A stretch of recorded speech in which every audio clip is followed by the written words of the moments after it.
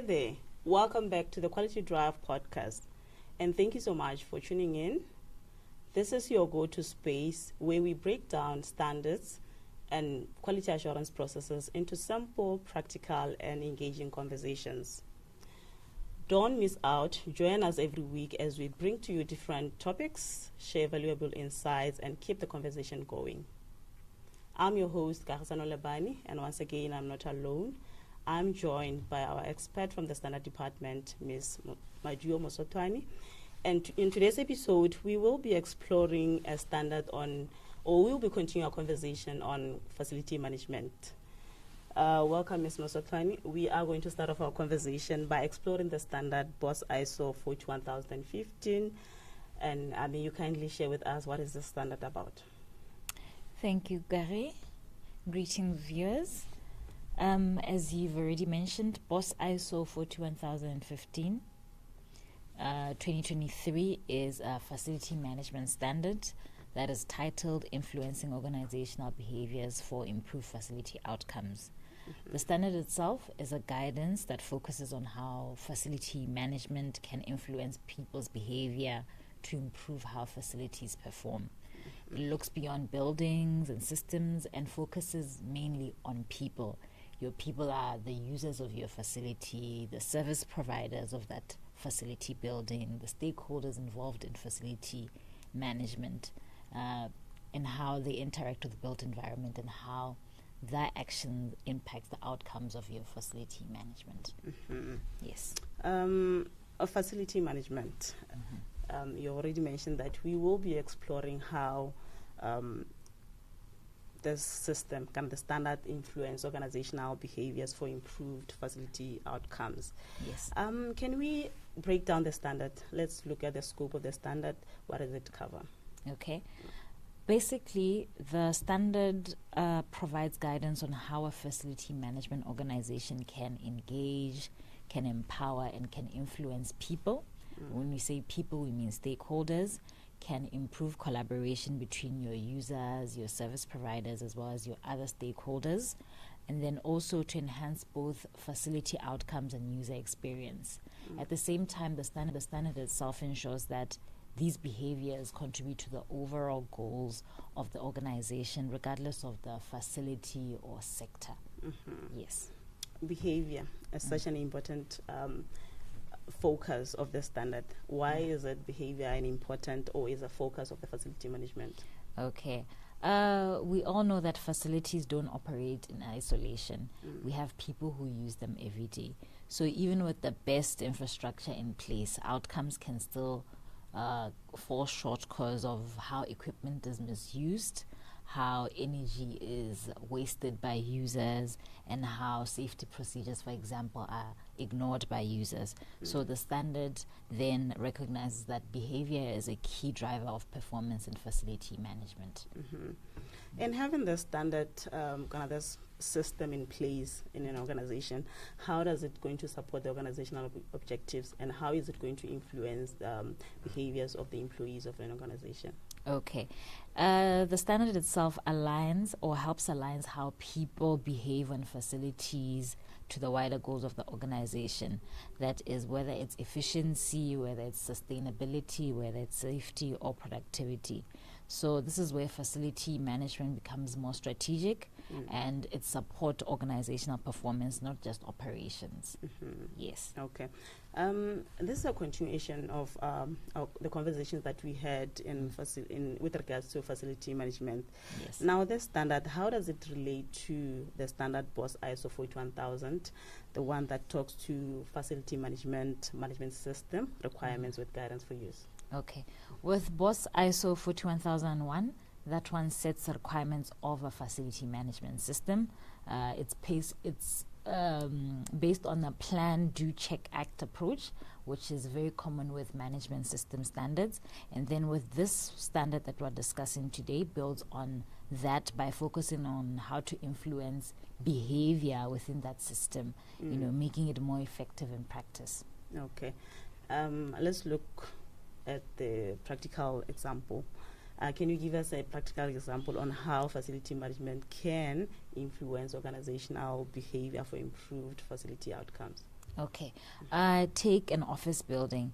Instead of only relying on systems like your automated lighting or HVAC systems, organizations can encourage staff to adopt energy saving habits, like encouraging your workers to switch off their lights every time they leave their offices.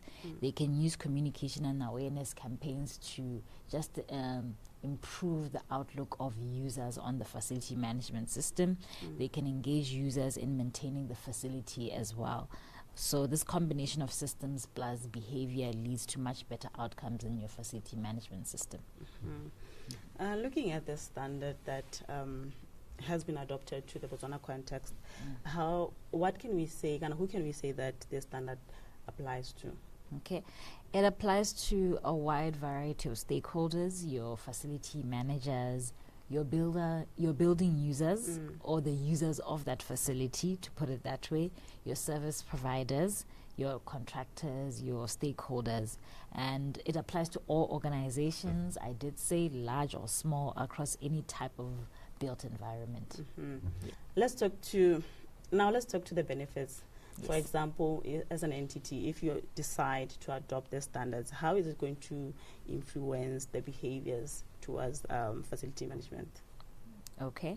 I'll first speak to the benefits that an organization can expect. That is, improve facility performance. If you have all the relevant stakeholders involved in your facility management and are aware of how they can contribute, we know that it will improve the facility performance. Better user experience and satisfaction. It reduces operational and energy costs. For example, if you are focused more on the energy side, it enhances safety and compliance.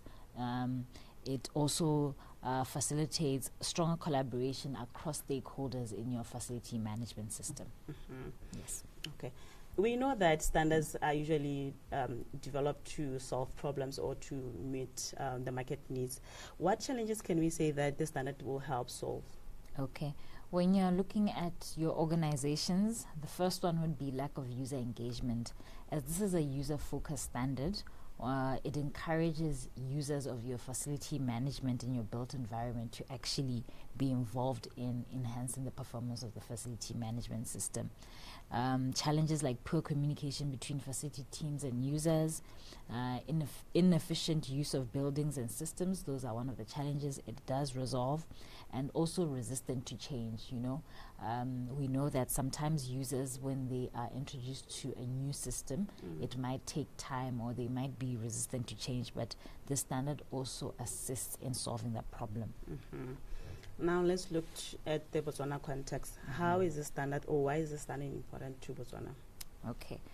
In Botswana, we are investing quite a lot in our infrastructure and buildings, especially our public buildings, but how we use and manage them is just as important. The standard itself helps organizations improve the efficiency of their facility management, reduce energy waste, for example, for companies that are more focused on the energy side. It enhances service delivery, and also overall it supports sustainability goals in a facility. Now, for those that will be interested in implementing the standard, can you take us step by step on how they can go about applying the standard? Okay, I'll focus more on the first step to applying for the standard. Start by understanding how people or users currently interact with your facility or your built environment. Identify behaviors that need improvement. Is it maybe wastage of water? Is it not being aware of the electricity bill through lights and all of that, or leaving their ACs on? Engaging users through communication and awareness. We all know that to overcome resistance of change, we need constant communication and awareness with the users. And also, lastly, encouraging small but impactful changes. Having a reward system for users that are actually making improvements in the system. So the standard, can organization implement it on their own, or do they will need BOP's intervention in order to ensure the effective implementation of it? Okay. Organization can definitely implement it on their own. However, you first need to purchase the standard with us, or if you have any misunderstandings or you need any certain clarifications with the standard, we are available to assist in that matter. Thank you so much, Ms. Mosotani. Now, as we are wrapping up our conversation, let's now focus on the main message of the BOS ISO 41015 and also your last words. Okay. To say to the viewers that facility management is just not about buildings, it's about people and their behavior. So when organizations engage and influence how people use facilities, they can achieve better performance, improve user experience, and also get long-term value. So at the end of the day, we should say that BOS ISO 41015 reminds us that facilities perform best when people are engaged, they are informed, and are part of the solution. Definitely. This is a collective effort. Thank you so much for this conversation. Thank you. As we now wrap or end our discussion, let me remind you that we were discussing or exploring or breaking down the standard BOS ISO 41015 of 2023, facility management, influencing organizational behaviors for improved facility outcomes. The standard is available for sale at Botswana Bureau of Standards, and organizations are invited to purchase the standard, get familiar with the standard, and ensure that they implement for effective outcomes in their facilities.